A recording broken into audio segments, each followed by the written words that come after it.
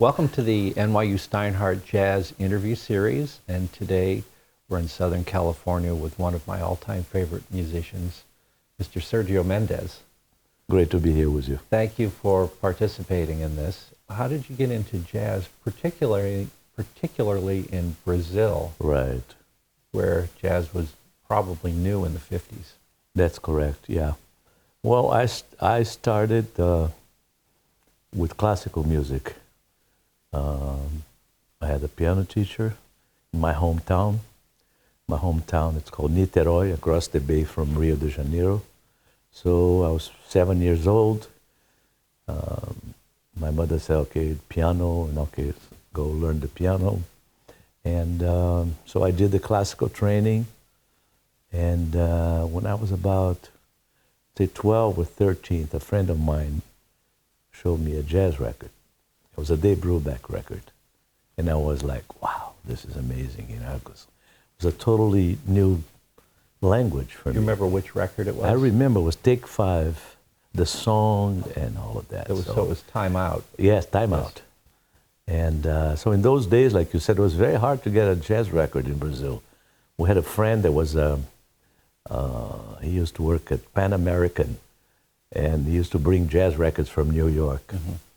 And so we'd get together once a week, and all of a sudden we had this little jazz club in my hometown listening to, you know, after Brubeck, you know, all the other great jazz records. And I became fascinated by that language. I said, wow, that's amazing. I like that. So we had no lead sheet. So tried to take those things by ear, mm-hmm. and play those chords and those arrangements. And I had a few bands in my hometown, you know, like trios, quartets, and so that's my start. So I finished the classical training. I didn't complete, but I loved it. I mean, I remember for me when I was learning the Debussy preludes, you know, I was in love with the changes and, you know, the melody. And so Debussy and Ravel, I think, was like, and of course I loved everything, Chopin and so forth. I didn't like practicing. Mm-hmm. I was not ever good at practicing. And so that's my beginnings. And so if you fast forward a little bit, 1959, 60s, the beginning of the bossa nova, mm-hmm.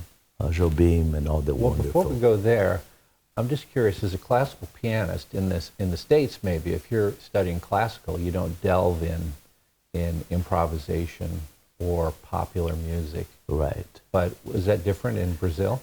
I think a lot had to do with my curiosity. Mm-hmm. I'm very curious. I want to learn. I want to try different things, and you know, that curiosity, I think, kept me going, and still does. I want to learn a new language. I want to learn a new song, and so I think that desire to learn and to travel, to go places, that was always with me, mm-hmm. and it kept me going, and it still does. And did you? Was there a way to make money? Oh no! No way. We didn't think even about money in those days. The whole thing was like, oh man, I'm here, and you know, playing, and then I got a gig at a nightclub. Mm-hmm. Of course, we got paid, but the money was not really a motivator whatsoever. It was the joy of playing and, you know, listening to new things. And but what were you playing at that time? If it wasn't bossa nova yet, and maybe early jazz, we're playing. You know, I had several bands, as I told you, and I listened to not everything, but I mean, from Thelonious Monk to Dizzy Gillespie and Charlie Parker and Horace Silver, which I loved, and so that was around us daily. So, but with the bossa nova and the whole movement of Brazilian music and the great melodies and changes as well, great chords and great melodies, it became all of a sudden say we have our own language here, mm-hmm. you know. So instead of playing Night in Tunisia, we're playing Quiet Nights. We're playing Desafinado. We're playing, so that great melodies, but all of a sudden they were made in Brazil. And I think that's what fascinated all the jazz musicians, like Steinhardt and Dizzy, with that whole lyrical, beautiful, new source of inspiration for them. Now, I understand that there was this perfect storm with American classical or popular composers, people like Irving Berlin and Gershwin and Cole Porter and Oscar Hammerstein. We call that period the era of classical popular music. Yes. From 1900 to 1950. Right. By the 1950s, many of those guys had passed on or retired, which left open this whole new opportunity for you guys and Jobim to create a new songbook repertoire for jazz. So by the time that hit America, they were ready for something new. Yes, and you're right, because I remember, of everybody that you mentioned, Gershwin, Cole Porter, they were very important to us, too, as songwriters, and to Jobim as well. And so that was part of our, we would listen to Rachmaninoff or Stravinsky, but also at Cole Porter, and the great melodies, and so that was part of that whole influence. Villa-Lobos in Brazilian music. When you hear Jobim's music, you can hear Villa-Lobos, you can hear Ravel, and sometimes you can hear Cole Porter as well. So that was a natural influence, melodical and harmonic, but I think the beautiful thing, without sounding patriotic or anything like that, that Brazilian music during that period developed a new language, harmonically and melodically. I think that was very inspiring to jazz musicians in the Northern Hemisphere. Starting with Charlie Bird and then Steinhardt and all that. Did you meet Charlie Bird in Brazil? I didn't meet him in Brazil. I met him later in Washington, D.C. When we came in to play. We did a concert first time I came to the United States in November of '62. There was a Bossa Nova concert at Carnegie Hall. There I met Dizzy and I met everybody. Was that the same one with Oscar? Yes, he was in there too. Because Oscar Castroneves, he told me the story that all you Brazilians came up and you walked out of Carnegie Hall. It was in the wintertime, and you saw all this ash coming from the sky, and you didn't know what it was, and it would turn out to be snow. Is that a true story? Well, I don't remember that. I don't remember snow. I remember being very cold, but I remember most of all to being fascinated. Wow, I'm in New York for the first time, and hi, Dizzy Gillespie. Oh my God! Wow. I went to see Cannonball Adderley at Birdland, and he invited me to do a record with him. So for me, there was one after another incredible emotion to meet those people that I only knew through records that I was listening in Brazil. So how did that happen? How did the doors just open up for you, Bossa Nova musicians? Because the jazz musicians were looking to expand, or they just fell in love with your melodies and harmonies? Yeah, I think that was a part of it. And then all of a sudden, we had everybody recording those songs all over the world. So they became the new standards. Yes. And yes, indeed. I think in my case, again, was my my curiosity and my luck. Well, can you tell us about your experiences with, you recorded with Cannonball first, I guess? Yes. Right. Yes. What was that like? He was an amazing human being, and he was in love with the Brazilian music, and he invited me to do a record with him. And I stayed an extra 2 weeks in New York to make the record with him. And this time was Riverside Records, Orrin Kipnis. Yes. And I remember just being in awe of the whole thing. I just couldn't believe it. I was there in New York recording with Cannonball. So it was kind of like a dream. Was it intimidating? Very. Very. Oh, yeah, very much so. Those moments are like, you just can't believe you're there, be at the right time and making records. I remember meeting with Horace Silver, which was one of my idols, and and I invited him. I said, please come to Brazil, and I'd like his help. So a year later, he called me. He said, I'm on my way. I'm coming. So I had this little one-bedroom apartment in Niterói, a two-bedroom. And so Horace was there, stayed like a week with me. So every morning I would go to watch his hands playing piano and that. So all of those experiences for me is like amazing, almost magical things that happened to me. Was Horace a teacher? Oh yeah. Amazing. I'll show you a picture where he's, beautiful picture, where he's teaching me. It's just it portrays the teacher and me learning from him, in a very beautiful way. And he was very kind. And but I loved the way, because he was different. I love all those guys. From Thelonious Monk and. Did you get to meet Monk? Never met him. Never met Monk. No. But I met Bill Evans. What was that like? Yeah, it was very quiet. I met Miles several times. Because when I came, this was 1962, and then I became very good friends with Nesu Yurtigan, Atlantic Records, and he was in Brazil doing a record with Herbie Mann, and he asked me to play and so forth. So I'd made the record, and so he said, if you come to New York, come and see me. So he signed me to Atlantic Records, and this sounds like a dream for most people. Everything is like right? a dream. Yeah. Wow. And so did you tour or anything with Herbie Mann besides? No, I didn't tour with him. I played a few dates with him, and I made the record with him. He also did the Bossa Nova record. And what about Dizzy? Dizzy, wonderful. We played together in a couple of events, but we never made a record together. It was amazing. He loved the Brazilian music, because I think before the Brazilian wave, jazz musicians became enamored with the Cuban rhythms.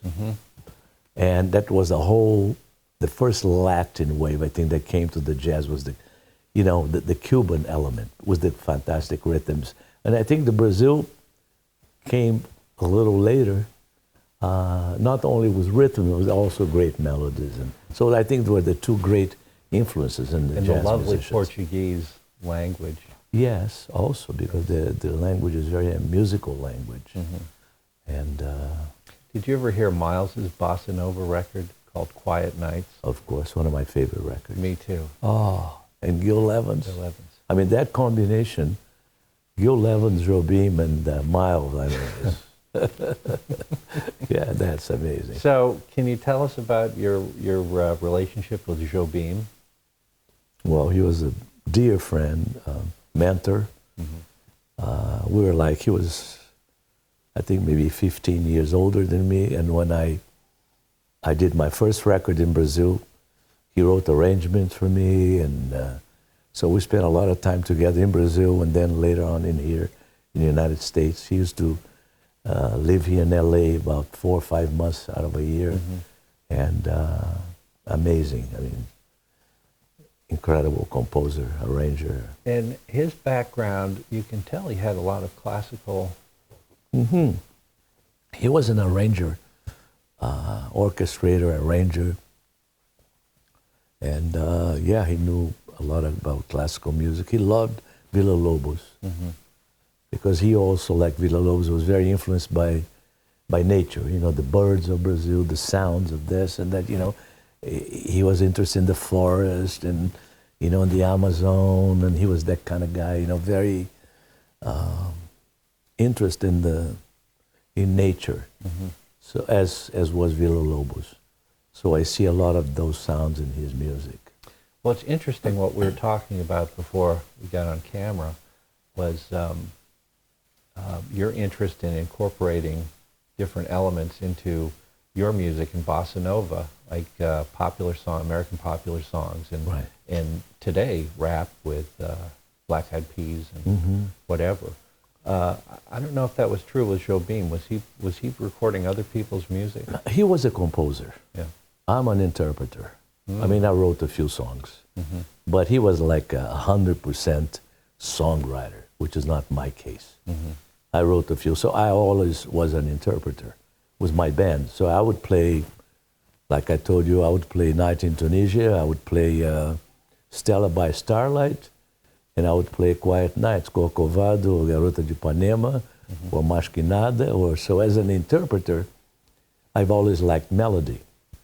And so when I came here and started with Brazil 66, you know, the Beatles were very melodical, and that attracted me a lot. And that's when I did Fool on the Hill, and then I heard The Look of Love. I did that too. So, and I still, you know, I still like, I mean, now I'm writing a little more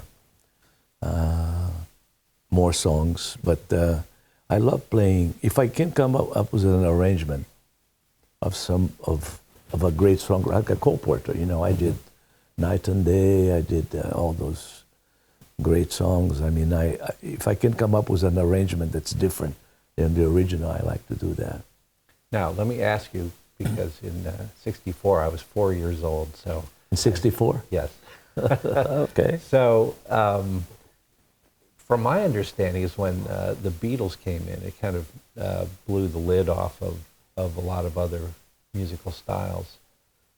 They kind of took the main stage. But you were smart enough to also see an opportunity to say, these are beautiful melodies, and started incorporating them into your music, and it was highly successful. Yeah, I think all had to do, if I may think, but as you just said, you know, because I'm a melody guy, I love melodies, and I was attracted to Cole Porter, Gershwin, Irving Berlin, and all of a sudden I hear Fool on the Hill, that beautiful melody. For me, was kind of say, wow, if I can do an arrangement of that and make it into Brazilianized, if I can say that word, and make it different, will be a different version of the song. That's what I did. The same thing was when I heard The Look of Love was already recorded by Dusty Springfield. Yes. And the Beatles had recorded. So my curiosity took me there. Okay, maybe I can give a new rendition of that song. That's what Sinatra did with, I'm not comparing myself with Sinatra, but that's what he did.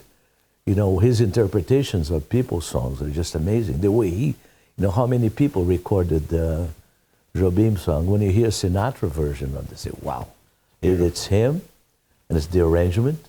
I mean, you get him and Klaus Ogerman, right, and Jobim together. I mean, it's like Miles Gill Evans and, you know, same thing. Did you have a chance to work with Sinatra? I did, yes, I did. He was a dear friend.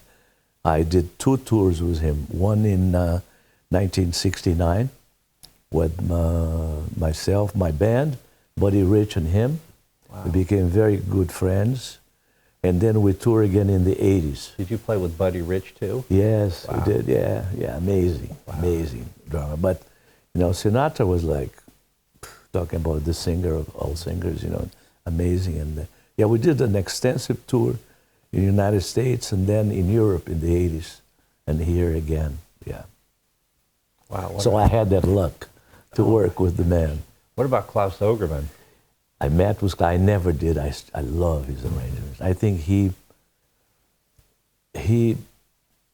brought Jobim's songs into a different level, orchestrational-wise, because his sensitivity and him and Jobim, they work as arrangers together. So they created an incredible environment for Jobim's music, I think.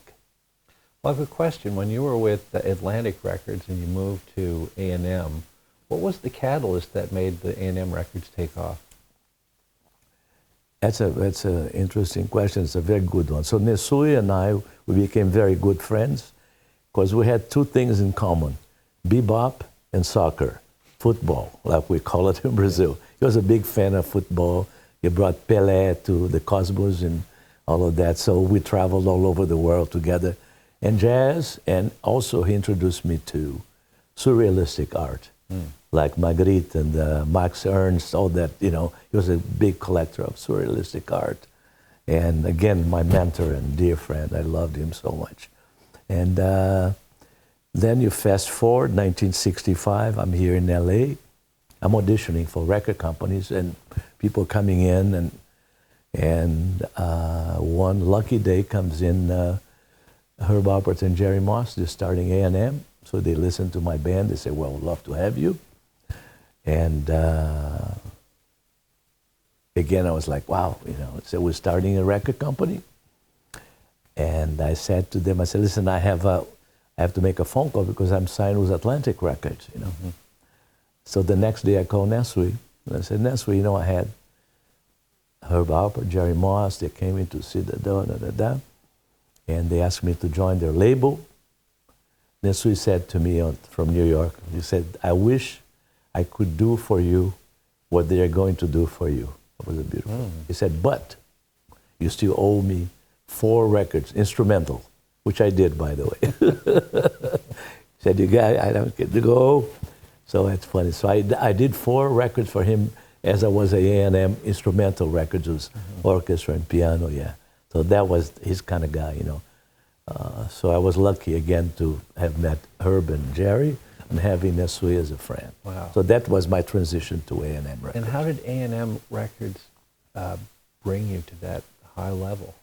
You see, they had, I mean, Herb being a musician and Jerry being a great lover of music, they were starting a company which has a totally different, I mean, they were like they wanted to come up with something different and nurture the new artists, and not to make 1 record or 2 records, but to build careers. Mm-hmm. And they did that, not only with me, but with, you know, Police, Sting, and the Carpenters, and was a great place to be. Mm.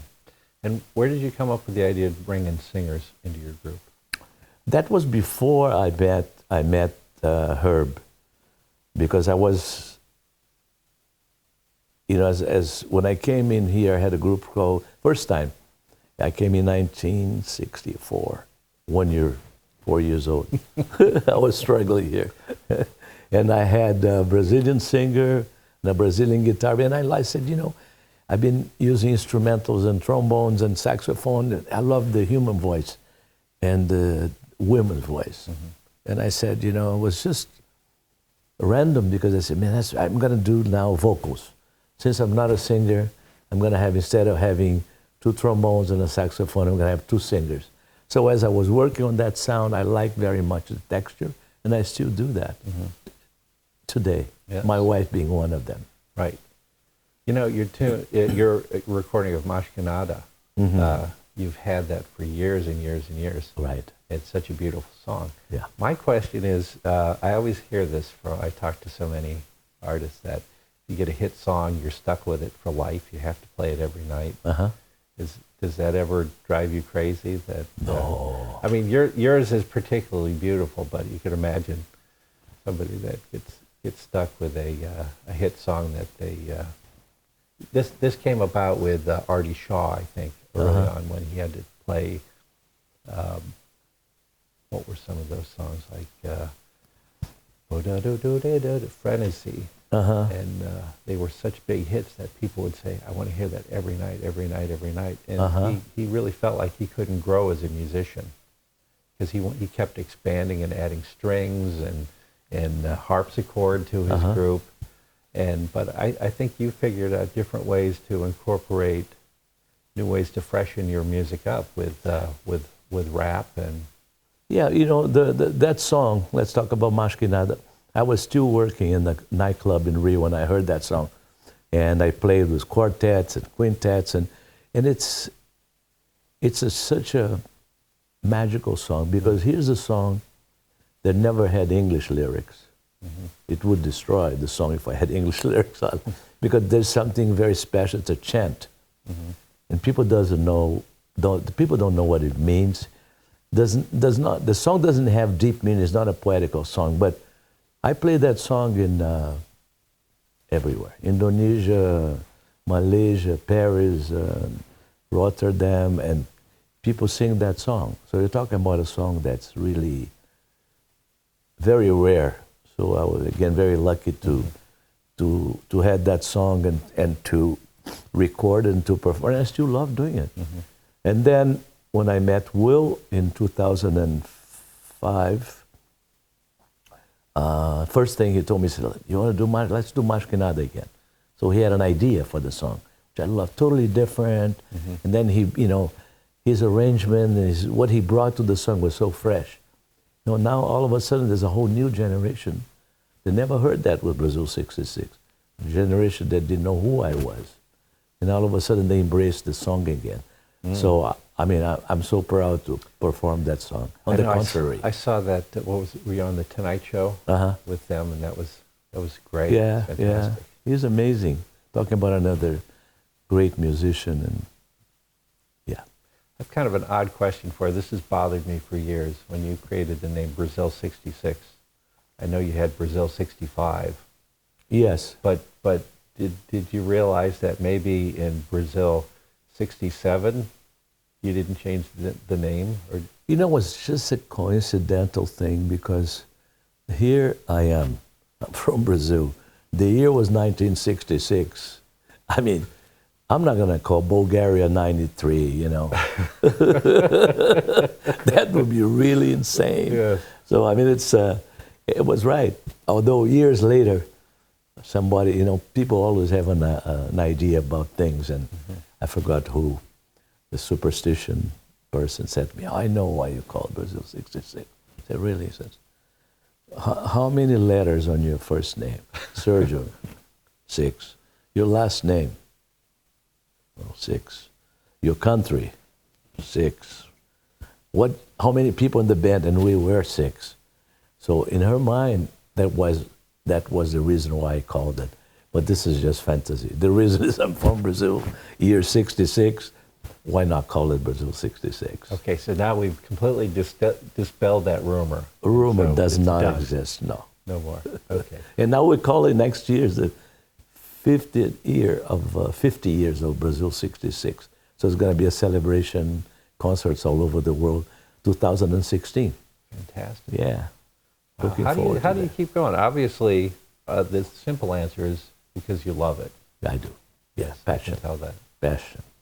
Yeah. And I'm lucky to have a great band, lucky to have my wife, Gracinha, great singer, and I still have a lot of fun with the band. I have a young band, they play amazing, you know, and it's fun on stage. We just played Rock in Rio in Brazil, and about a month ago. It's 100,000 people, and we play all over the world. I mean, for me, it's like, I love that. Well, what are your thoughts on this? Because the music industry has changed so much. Record industry has changed. Very few people are actually buying records and maybe downloading. But you've always been a live performer, and live performance is, I think, where it's at. Yes, absolutely. And I think that has to be what all performers have to consider, is how do you get out and how do you perform in front of people. That's right.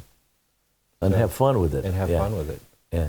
So what words of wisdom do you have for any aspiring musicians to follow in your footsteps? I think, you know, work hard, perseverance, very important. Just stay with it. You know, I have a 22-year-old and I have a 28-year-old. The 28 plays drums, and the 22 plays guitar, sings, and that's what I tell them. I say, embrace your passion and go with it, and good luck, you know, have fun. Well, I know you work very, very hard, but you're Brazilian, very relaxed about it, right? You look like, oh, this is easy. When you sing, when you play, it just looks like fun. Yeah. But people don't see the hard work. Yeah, we rehearse a lot. If we have a new tour, we rehearse a lot, try to change a few arrangements. And, you know, and there's the travel part of it. You know, it's not the most easy thing to do, you know, jump on a plane down, go to another city. But once you love what you do, that's the key. That's it. I mean. Well, the great saxophonist Phil Woods once told me, he says, I'll play anywhere for free, play any festival for free, but you have to pay me a lot to travel. That's a good one, yes. That's right. Well, I thank you so much for Pleasure for talking to enjoying. you. It was, my pleasure. It was my great pleasure to meet you today, and hope to stay in touch, and hope that we get the word out to all my students and all of our listeners Wonderful. about the great Sergio Mendes. Thank you.